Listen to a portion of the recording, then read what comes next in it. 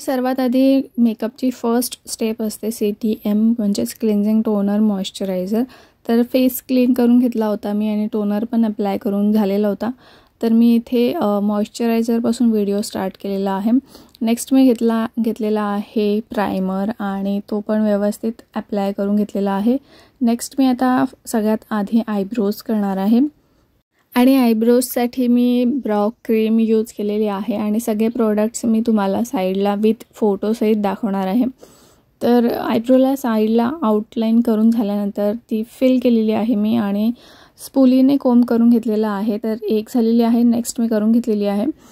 Next मी आता करत आहे आयब्रो स्कल्प्टिंग। त्यासाठी मी एक थिन ब्रश घेतलेला आहे जो आयब्रो फिल करून घेतलेला होता, मी तोच घेतलेला आहे कारण तोच एक होता माझ्याकडे सध्या आणि तो ब्रश क्लीन करून घ्यायचा आहे व्यवस्थित। आणि त्या आयब्रो स्कल्प्टिंगसाठी एक सर्वात लाईट शेड किंवा मीडियम लाईट शेड घ्यायचा आहे कन्सिलरचा आणि त्याच्याने आयब्रो स्कल्प्टिंग करायची आहे, त्यामुळे ते हायलाईट होईल। डार्क कन्सिलर घेतला तर हायलाईट नाही होणार ते। तर नेक्स्ट मी आता घेतलेला आहे करेक्टर आणि तो अंडर आईज जिथे जिथे पिगमेंटेशन आहे तिथे तिथे करेक्टर अप्लाय करायचा आहे, डार्क स्पॉटसुद्धा। तर फोरहेडवर पण मी थोडासा अप्लाय केलेला आहे, थोडासा डार्क असतोच। तर नेक्स्ट मी आता मोठा ब्लेंडर ब्रश घेऊन ते ब्लेंड करत आहे कारण पटापट होईल, त्यासाठी जास्त वेळ नाही जाणार। लहान ब्रश घेतला तर तुम्ही तो जास्त टाईम घेतो, सो मोठा ब्रश घेऊन पटापट ब्लेंड करून घ्यायचा आहे। जर तुम्हाला घाई असेल, कुठे जायचं असेल तर असंच मोठा ब्रश घेऊन पटापट ब्लेंड करून घ्यायचं आहे। तर इथे माझं ब्लेंड करून झालेलं आहे। नेक्स्ट मी आता येलो कलरचा कन्सिलर घेतलेला आहे आणि जिथे जिथे मी ऑरेंज कलरचा कन्सिलर अप्लाय केला तिथे मी येलो कलरचा कन्सिलरसुद्धा अप्लाय करणार आहे कारण डायरेक्ट जर फाउंडेशन अप्लाय केला तर तो ऑरेंज दिसू शकतो। सो आधी स्किन पूर्ण इव्हन करून घेत आहे मी।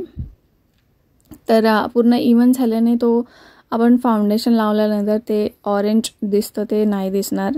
तर जिथे जिथे मी कन्सिलर अप्लाय करून घेतलेला आहे सेम मोठा ब्लेंडिंग ब्रश घेऊन मी ब्लेंड केलेला आहे आणि आयलिडवर पण तोच कन्सिलर अप्लाय केलेला आहे कारण मला आय मेकअप पण करायचा आहे।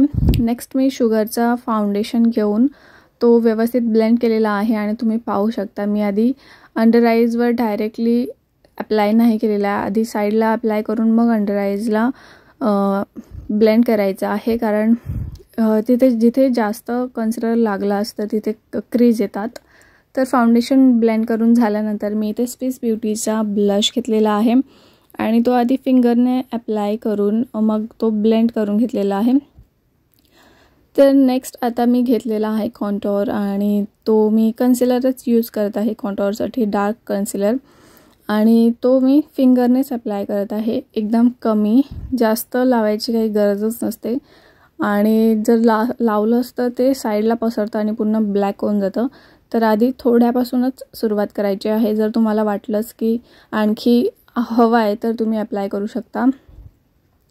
तर कॉन्टोर अप्लाय करून झाल्यानंतर मी तो एक कॉन्टोर ब्रशने ब्लेंड करून घेतलेला आहे आणि नंतर एक मोठा ब्लेंडिंग ब्रशने त्याला व्यवस्थित ब्लश आणि कॉन्टोर व्यवस्थित ब्लेंड करून घेतलेले आहेत, मिक्स झालेले आहेत व्यवस्थित।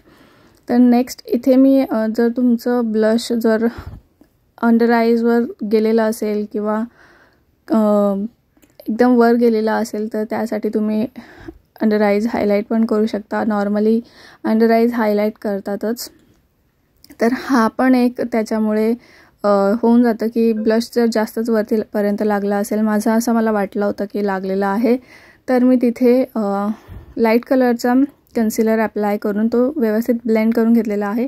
त्याच्यामुळे अंडर आईजच्या इथे दोन्ही फाउंडेशन किंवा कन्सिलर म्हणा दोन्ही ब्लेंड होऊन जातात, एकदम मिक्स होऊन जातात ब्लश आणि कन्सिलर।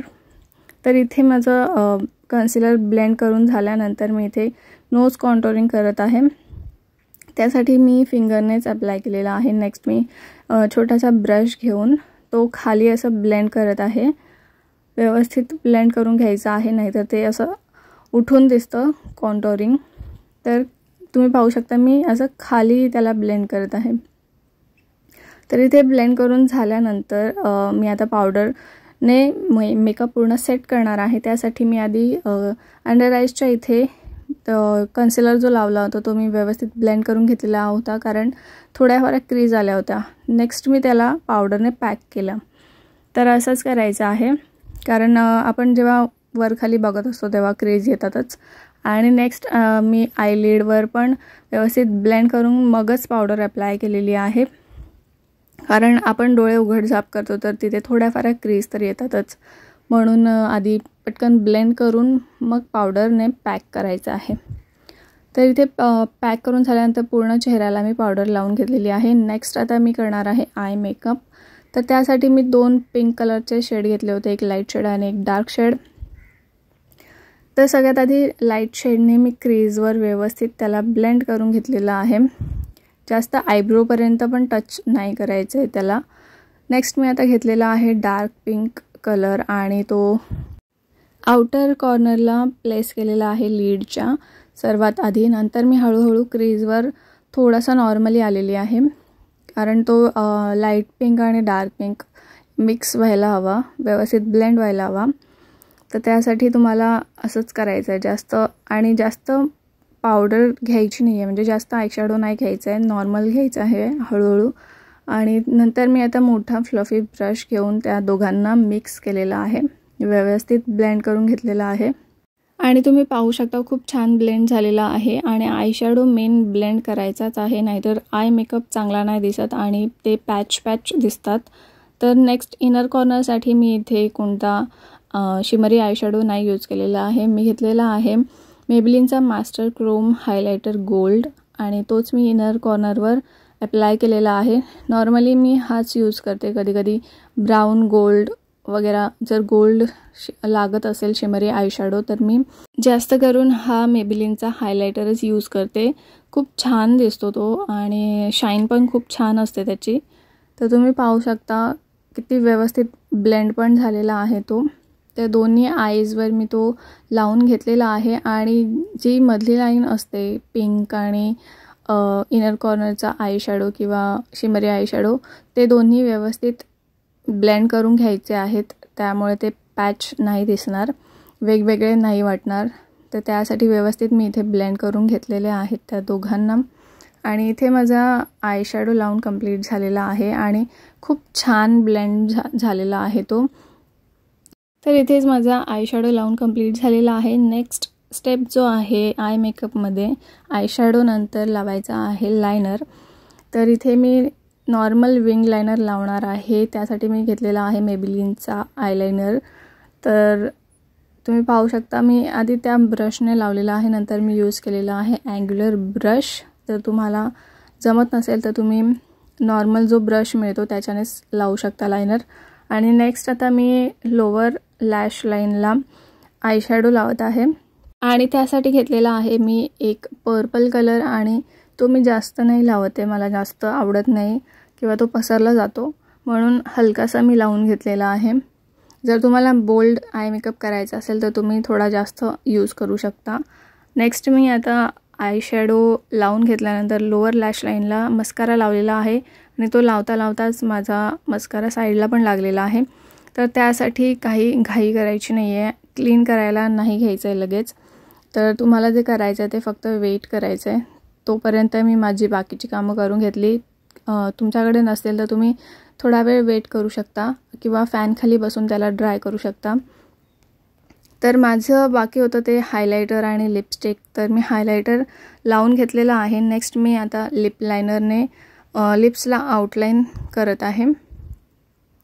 आउटलाईन झाल्यानंतर मी 2 शेड मिक्स करून एक लिपस्टिक रेडी केली होती पिंक। माझ्याकडे प्रॉपर पिंक नव्हता, सो मी 2 लिपस्टिक मिक्स करून त्या पिंक शेड रेडी करून मी तो लिप्सला अप्लाय करून घेतलेला आहे। आणि इथे लिपस्टिक मी मॅटच ठेवणार आहे, मला शायनी जास्त आवडत पण नाही।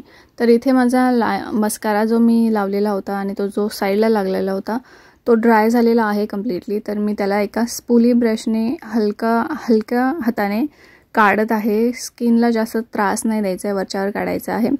जो जास्त लागला होता त्याला थोडा टाइम लागलेला होता आणि जो कमी लागला होता तो पटकन निघून गेला।